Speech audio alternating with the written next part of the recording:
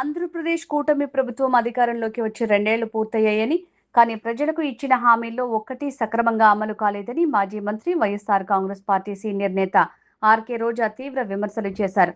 మహానాడు పేరుతో జరుగుతున్న కార్యక్రమం అసలు ప్రజా సమస్యలపై చర్చించకుండా దగానాడుగా మారిందని ఆమె వ్యాఖ్యానించారు.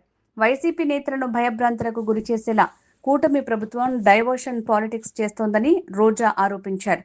ఎన్నికల ముందు ప్రకటించిన సూపర్ 6, సూపర్ 7 హామీలు ప్రజలకు ఎలా ఉపయోగపడ్డాయో ప్రభుత్వం స్పష్టంగా చెప్పాలని డిమాండ్ చేశారు. ఈ నేపథ్యంలోనే చంద్రబాబు మోసాల మేనిఫెస్టోని ప్రజల్లోకి తీసుకువెళ్లేందుకు వైసీపీ ప్రత్యేక కార్యాచరణ చేపడుతోందన్నారు. మీద నిందలు వేయటము, వాళ్ళని టార్గెట్ చేయటము, వాళ్ళని జైల్లో పెట్టి భయభ్రాంతులకు గురి చేయటం అనేది రాష్ట్ర ప్రజలు చూస్తున్నారు. మరొకసారి వాళ్ళని చైతన్యపరిచే విధంగా ఈ యొక్క బుక్లెట్ని ప్రతి ఇంటికి గడపకి తీసుకెళ్లే కార్యక్రమం చేయబోతున్నాం. ఎందుకంటే ఈరోజు సూపర్ 6 సూపర్ హిట్ అని చెప్పి సిగ్గు లేకుండా కళ్ళార్పకుండా ఈరోజు చంద్రబాబు నాయుడు గారు అబద్ధాలు చెప్తున్నారు. సూపర్ 6లోనే ముఖ్యమైనవి మీరు చూస్తే నిరుద్యోగులకు ఉద్యోగం ఇస్తాం లేదా నిరుద్యోగ భృతి 3000 ఇస్తామన్నారు. కానీ ఈ రాష్ట్రంలో ఒక్క నిరుద్యోగికి కూడా ఉద్యోగం లేదు, నిరుద్యోగ భృతి లేదు. మరి ఎలా సూపర్ 6 సూపర్ హిట్ అని నాకు చెప్పండి. అలాగే ఆడబిడ్డ నిధి, 18 ఏళ్ళు దాటిన ప్రతి మహిళ ఇంట్లో ఎంతమంది ఉంటే అంతమందికి 1500 ఇస్తామన్నారు. నీకు 1500, నీకు 1500, నీకు 1500 అని ఏ విధంగా వీడియోలు వేసి ఏమార్చారో మనం చూసాం. మరి ఈరోజు ఆ 1500 18 ఏళ్ళు నిండిన ఇంట్లో ఒక్కరికైనా ఇచ్చారా? ఎంతమంది ఉంటే అంతమందికి కాదు, ఒకరికైనా ఇచ్చారా నేను అడుగుతున్నా. మరి సూపర్ 6 సూపర్ హిట్ అని ఎలా మీరు చెప్పగలరు? అలాగే మీరు చూస్తే జగన్మోహన్ రెడ్డి ఇచ్చే ప్రతి సంక్షేమ కార్యక్రమాన్ని ఇస్తున్నారు. చేయూత ఇస్తున్నారా? అలాగే డ్వాక్రా అక్క చెల్లెమ్మలకి 0 వడ్డీకి ఇస్తున్నారా? అప్పుడేమో అసలు వడ్డీతో మాఫీ చేస్తామని చేయలేదు చంద్రబాబు నాయుడు. జగనన్న వచ్చాక అది చేశారు కాబట్టి వాళ్ళు బ్రతికి బయటపడ్డారు. ఈరోజు మీరు 10 లక్షలు 0 వడ్డీకి ఇస్తాము అని చెప్పారు. 0 వడ్డీ లేదు, 10 లక్షలు లేదు. మరి ఏ విధంగా మీరు ఈ సెలబ్రేషన్స్ చాలా ఘనంగా చేసుకుంటున్న మహిళకి మేము ఏదో చేశామని శ్రీశక్తి అని పేరు పెట్టుకున్నారు. ఈరోజు మహిళలకి రక్షణ లేదు. మహిళలకు ఇచ్చే సంక్షేమాన్ని ఈరోజు 0 చేశారు. అలాగే మహిళలకి ఈరోజు వాళ్ళ పేరు మీద జగన్మోహన్ రెడ్డి గారు ఇల్లు ఇస్తే మీరు ఒక్క ఇల్లు అయినా ఇచ్చారా? జగనన్న కట్టిన ఇల్లుని ఈరోజు పెయింటింగ్ లేసి మేము ఇన్ని లక్షలు ఇచ్చినామని సిగ్గు లేకుండా క్రెడిట్ చోరీ చేస్తున్నారు. ఏ రోజైనా నువ్వు అధికారంలో ఉన్నప్పుడు ఒక ఇంటి స్థలం ఇచ్చి ఒక్క ఇల్లన్నా కట్టించిన దాఖలాలు ఉన్నాయా? ఎప్పుడు కూడా గత ప్రభుత్వాలు, అంతకు ముందున్న ప్రభుత్వాలు కట్టిన వాటికి 0 కొట్టుకొని నీ పేర్లు పెట్టుకొని ఓపెన్ చేసుకోవటమే. కానీ ఈ 2 ఏళ్లలో నువ్వుగా సంతకం చేసి ఒక కార్యక్రమాన్ని స్టార్ట్ చేసి దానికి ఫండ్ కేటాయించి దాన్ని పూర్తి చేసి దాన్ని ఓపెన్ చేసిన దాఖలాలు ఉన్నాయా అని అడుగుతున్నా. ఈరోజు చంద్రబాబు నాయుడు ఒక మోసగాడు అంటే ఆయన కొడుకు మరీ వరస్ట్గా తయారయ్యాడు. ఈరోజు ఆయన్ని ప్రెసిడెంట్ చేశారంట పార్టీకి. ఆయన ఎప్పుడైతే మరి ఈ విద్యాశాఖ మంత్రి అయ్యాడో విద్య కుంటుబడింది, విద్య మూలకి వెళ్ళింది. ఈరోజు స్కూళ్ళ విషయాలకే వద్దాం.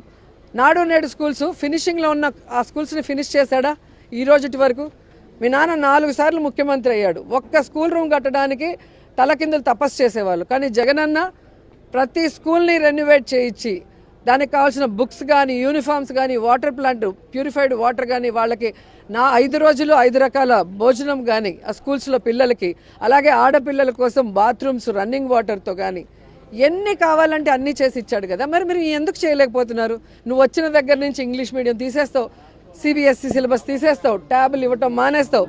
ఈ సంవత్సరం అయితే ఏకంగా విద్యా కానుక ఇవ్వలేనని చేతులు ఎత్తేసావు. మరి ఎంత సిగ్గుచేటు.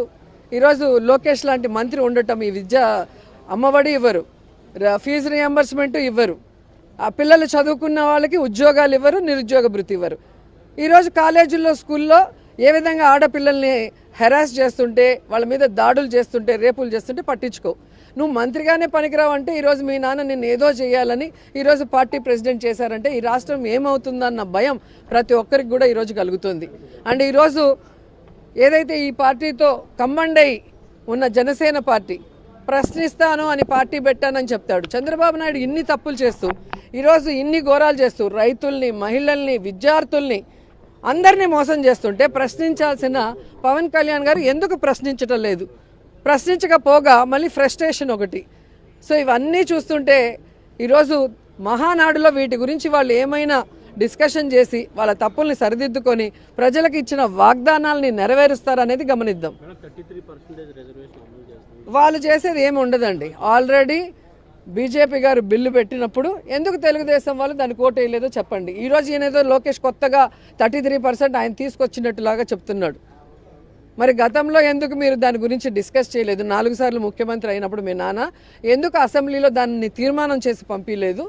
మొన్న మోడీ ప్రభుత్వం పెట్టినప్పుడు మీరు ఎందుకు ఓటేయలేదో చెప్పండి. కాబట్టి ఇంకా పిచ్చోళ్ళు ఎవరూ లేరు, ప్రజలు తెలివైన వాళ్ళు. ఈరోజు సోషల్ మీడియా ఉండటం వల్ల అందరికీ కూడా అన్ని విషయాలు తెలుస్తున్నాయి. మీరేదో చెప్పేస్తే దాన్ని నమ్మే పరిస్థితిలో ఎవరు కూడా లేరు.